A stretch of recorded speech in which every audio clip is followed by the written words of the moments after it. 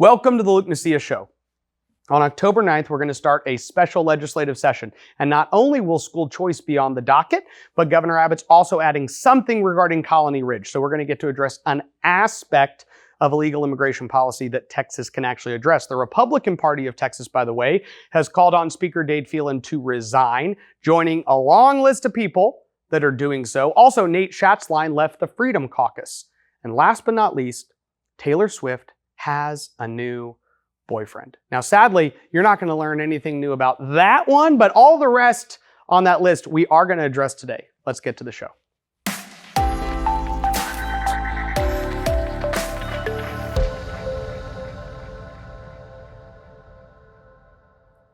On October 9th, the Texas House and Senate will come back to Austin. They're being called back by Governor Abbott to address one of the policies, one of the many conservative policies that the Texas House killed last session. And this is just the reality that when you have a lower chamber that has this uniparty coalition of Democrats and some Republicans, it makes it much harder to pass conservative policies that are antithetical to the desired results of the teacher unions. Teacher unions in Texas have a monopolistic hold on the vast majority of our children. And they like it. They want to keep it that way. Regardless of who you are as a parent, what you believe, they actually want to be empowered. They want to be empowered to keep your children, and they want to take the power away from you as a parent to say, hey, this is a problem. Maybe I want to go see something else. There was a study that just came out over the weekend that I was reading about how 1 in 10 children will encounter some type of sexual impropriety from a teacher if they're in a K through 12 public school. 1 in 10 kids, right? So let's say you're a parent who either has one of those 10 children, or you're a parent whose kid is way below grade level in reading and math or other things like that. You might want to go somewhere else. Well, the current system says, pay your property tax bill, fund your local public school, and oh, by the way, if you want to go somewhere else, you pay for that too. So all this is going to say, like many other red states have said, that there should be an education savings account where the parent has the power to choose where to send their kid to school. And that some private schools and alternatives could say, hey, we are willing to accept children through an education savings account program, and that money, $6,000, $7,000, could go towards discounting the tuition or paying the tuition in full for that child. The Texas Senate passed a bill that applied to nearly 5 million students, okay? So that's most students in the public school system today. One of the groups that it didn't apply to, that it really needs to apply to, is existing children in private school. There are parents who are Uber driving in the evening to pay the private school tuition for their child, okay? And sadly, even in the Senate plan, they wouldn't even be able to apply for this. You could have a multimillionaire in a public school system that gets it, but not that parent. So that's one issue that needs to be addressed, but I will tell you this. The Texas Senate passed a great bill that still applies to the vast majority of students in Texas. And the Texas House took that bill that needs to be even bigger, and they said, hey, let's whittle it down to like 250, 300,000 students.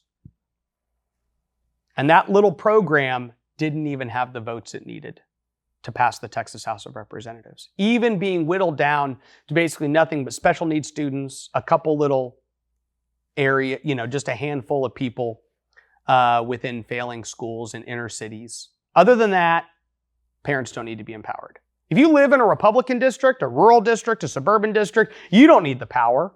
You as a parent, you're fine. Just send your kid to the monopolistic system. That is the attitude of the Texas House of Representatives, and it's something we're going to have to push back against during the month of October. If you're wondering how a special session works, I want to break it down for you real quick.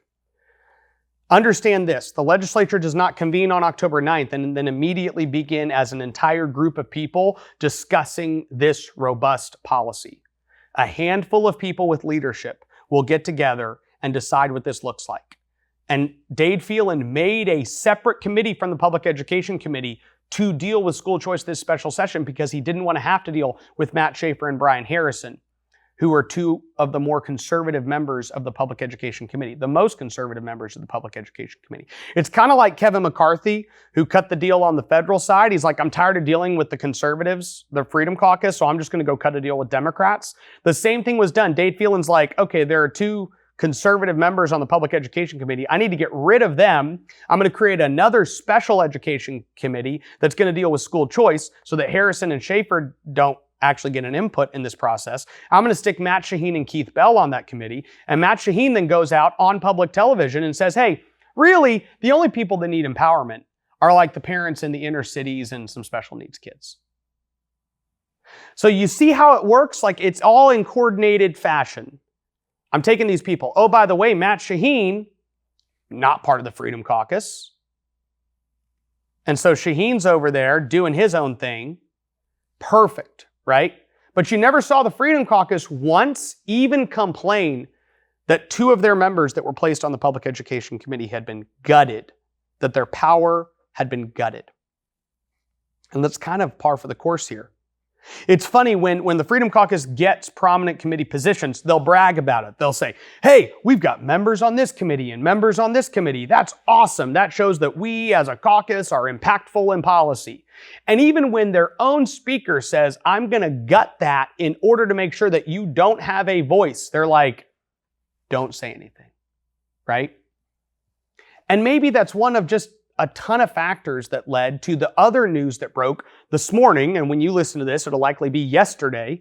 But Monday morning, Nate Schatzline, who is one of the conservative champions across the state of Texas, who's fighting for conservative principles in the legislature, came out and announced that he's leaving the Freedom Caucus.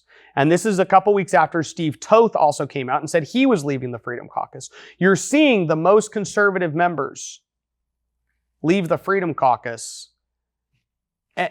And honestly, it just comes at a time when all of us are looking at the Freedom Caucus, seeing a group that largely just kowtows to Dade Phelan. I mentioned this at the start of the show, but guys, Donald Trump called on Dade Phelan to resign. The Republican Party of Texas called on Dade Phelan to resign. Every SREC member except for 2 voted for Dade Phelan to resign. Dan Patrick said he's not even worthy of the position he holds. He has members in his own Republican caucus who have called on him to resign. Tony Tinderholt, Steve Toth, Nate Schatzline, Brian Harrison. I guess Nate hasn't, but Harrison has, Toth has, Tinderholt has, Schatzline's now leaving the Freedom Caucus.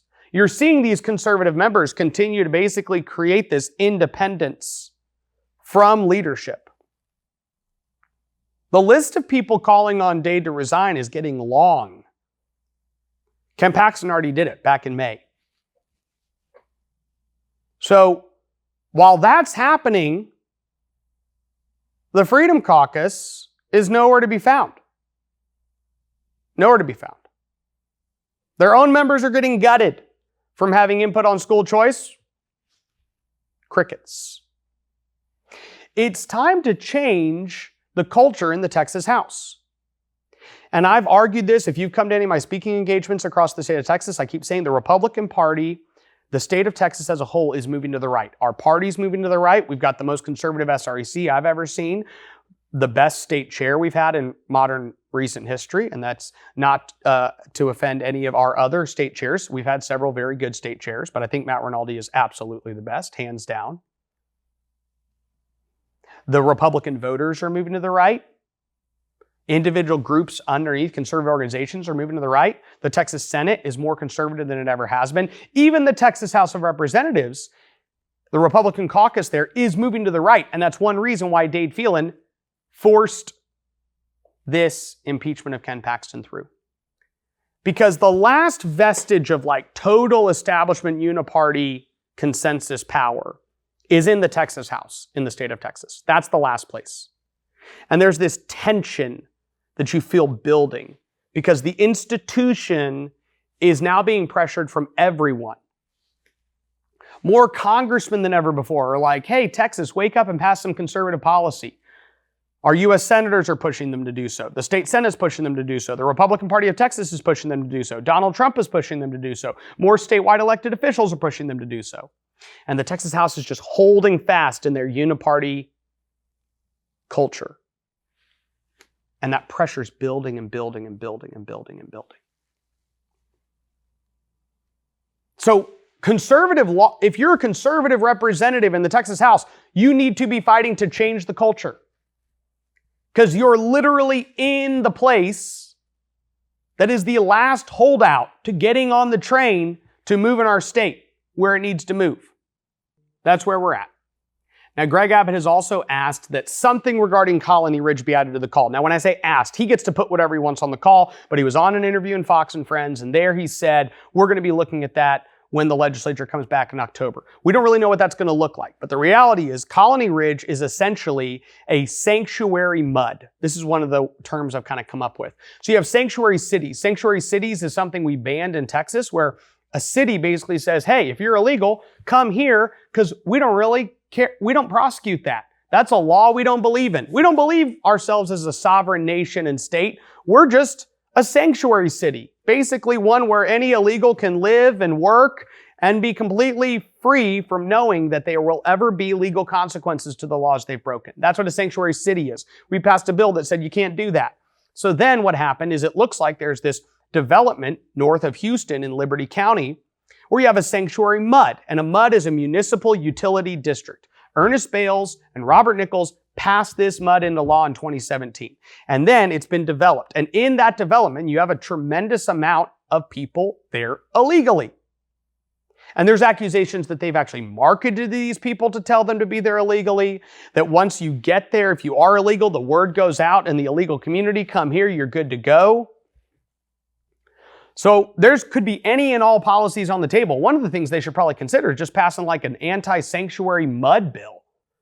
You can't have a mud where there's, no enforcement of immigration laws. Texans for Strong Borders has been doing a lot of reporting on Colony Ridge, so definitely go to their website and follow up with what they're doing. I would follow along with all the stuff they're putting out, but Colony Ridge is something that I think has risen to common vernacular amongst most Republicans and is an issue that clearly everyone agrees we need to address this next legislative session. When we come back, I'm going to talk to you about Glenn Hager and Ken Paxton having a current feud and what that is about. But let's go to the break. Do you want to get paid to make a difference? Gen Z is now in Congress, and if you're between the ages of 18 and 25, you may not necessarily want to be in Congress, but if you still want to fight for the future, we have the opportunity for you. Texas Scorecard is Texans' leading news source for citizens, and we're looking for young fighters to join our fellowship program. Texas Scorecard offers a paid internship for spring, summer, and fall semesters, allowing participants to get their feet wet in the media business. Fellows can apply for one of 3 tracks: writing, research, and administration. Think you have what it takes? Fellows often leave the program with the opportunity to continue the work full-time.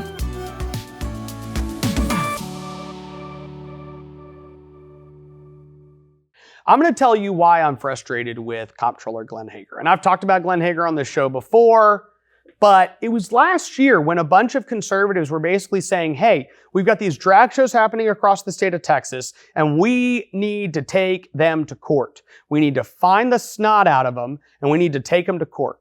And that conflict ended up being between conservatives, the Texas Family Project, Sarah Gonzalez, a lot of families that wanted these drag shows in front of kids to stop, and the comptroller of the state of Texas. Because Comptroller Glenn Hager did not want to take aggressive, quick, and public action against any of these businesses. And in the course, what I kept getting told by people was, look, Glenn is really hesitant to go to court. He hates going to court. He hates you never know where it's going to go.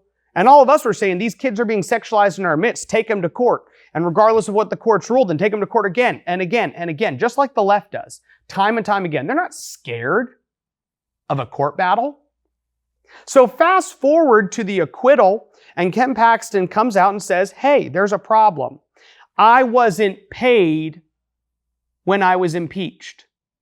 They didn't pay me. Comptroller Glenn Hager's office decided, you know what? We're not going to pay Ken Paxton, like 50 grand. And this is the crazy thing about the impeachment. Ken Paxton is impeached. He's then put under a gag order where he's basically told, you're not allowed to go out and talk about it. The House managers are allowed to take all their documents and stuff and leak them to the press. So every week y'all read a new article about some crazy thing the House managers had that showed that Ken Paxton was guilty of sin. So that's happening. While at the same time, they go, oh, by the way, we're not paying you. So we're not paying you. You're not in office. Your office cannot defend the accusations made against the Attorney General's office. You can't defend yourself because you're under a gag order. And oh, by the way, we're even cutting your income. So Glenn Hager's office says, we're just not going to pay the Attorney General. So Ken Paxton gets restored to office, goes back to the comptroller and says, Comptroller Hager, you have to back pay me. I'm the rightfully elected Attorney General of Texas. The people put me there. I was taken out of there just according to the Constitution, but it doesn't require you to not pay me, and that was your own discretion that you used to determine that. So I need you to pay me my back pay. And Glenn Hager sends him a note and says, see you in court.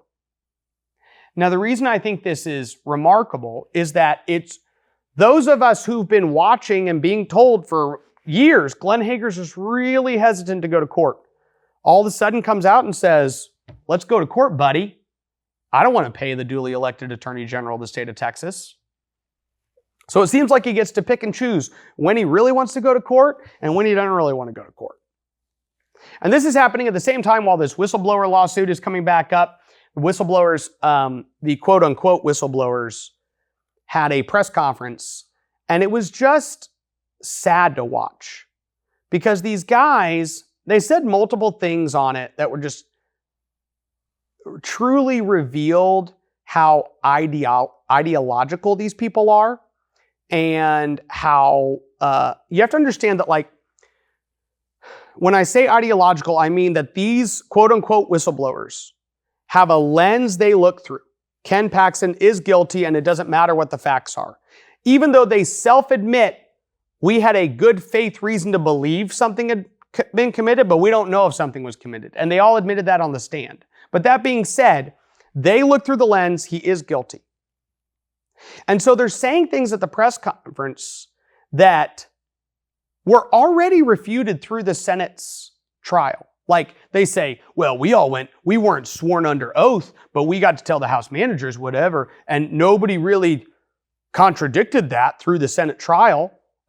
That's not true. In fact, David Maxwell told the investigators, hey, Ken Paxton sent this guy to some dark alley with a manila envelope and it left it there. And then Nate Paul went and picked it up. And they asked David Maxwell on the stand, I'd like to ask you about this accusation you made. You said this to the House investigators. This happened. How do you know it happened? Well, I don't know it happened. You don't know it happened? Well, then why did you say it happened? Well, I was just telling them what I've been told happened. Who told you? I can't recall. You can't recall the person that told you? A lot of people told me. How many people told you? I don't know, 5 or 6. 5 or 6 people told you, Mr. Maxwell? Okay, if 5 or 6 people told you, can you tell us one of them? No, I can't recall any of them. Okay, so you told House managers 4 months ago that this happened. You didn't say, I think maybe it happened, but I have no idea. You said it happened because you weren't under oath. Now you are under oath. And you're saying you don't know if it happened. You're actually saying a bunch of people told you it happened, but you can't remember a single one of the people that told you that happened. That is what came out in the Senate trial. And then these whistleblowers get up and say, hey, I know everyone complains that we weren't put under oath, but I want to point out the fact that there was really nothing we accused Ken Paxton of doing that was refuted through the Senate trial just because we weren't put under oath. So what world are they living in?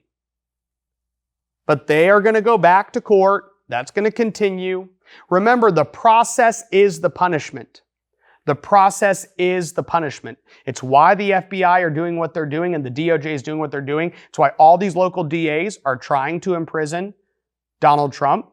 I don't know, he'll probably have 100 felonies they say he's committed over the next month or two. It's insane. But this is the world we're in. And this is something Republicans are waking up to, that they're sick and tired of this being par for the course. And what they're really frustrated about is the fact that in Texas, Republicans are the ones that did it. It doesn't surprise us that some district attorney in Georgia came up with the idea, some Marxist DA that George Soros put there with a couple $1 million came up with the idea, hey, let's just call Donald Trump a felon. Let's just do that.